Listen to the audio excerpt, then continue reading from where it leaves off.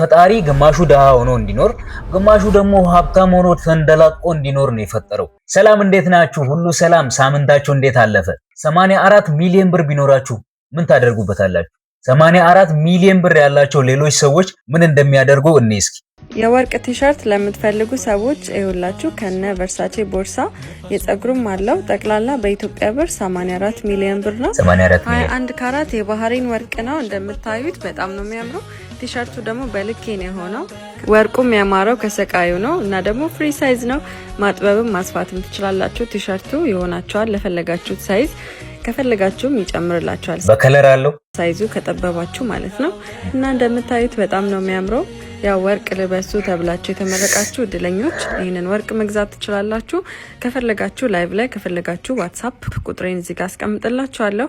ማዘዝ ከፈለጋችሁ የትም ሀገር ሺፒንግ አለ፣ እንዳያመልጣችሁ። ባይ እንደ የኔ እናት 84 ሚሊዮን ብሩ አንቺን ጨምሮ ነው የምንገዛው። አንቺን ጨምሮ ብንገዛ ራሱ እኮ አያዋጣንም። አያችሁ የኑሮ ልዩነታችንን። አንዳንዱ ከላይ ጣል የሚያደርገው ጨርቅ አጥቶ የሚበላው አጥቶ ይሰቃያል። አንዳንዱ በ84 ሚሊዮን ብር የወርቅ ቲሸርት ገዝቶ ይለብሳል። እኔ ምላችሁ እኛ ደሃ ለመሆናችን ተጠያቂው ማን ነው? እኛ ራሳችን ወይንስ ደሃ ሆነው እኛን የወለዱ ቤተሰቦቻችን? ወይንስ አገሪቷ ራሷ እኛ ደሃ ለመሆናችን ተጠያቂ ልትሆን ትችላለች? ኦር ፈጣሪ ግማሹ ደሃ ሆኖ እንዲኖር ግማሹ ደግሞ ሀብታም ሆኖ ተንደላቆ እንዲኖር ነው የፈጠረው። የእናንተ ሐሳብ እዚህ ጋር ምንድነው? ደግሞ በዚህ አጋጣሚ የ84 ሚሊዮን ብሩን ቲሸርት ገዝታችሁ ልትሰጡኝ ያሰባችሁ ሰዎች ግዴላችሁም 84 ሚሊዮኑን በካሽ ስጡኝ። እና ለዚህ ቻናል አዲስ የሆናችሁ ሰብስክራይብ ማድረግ እንዳይረሳ። እወዳችኋለሁ። መልካም ቀን ወገኔ።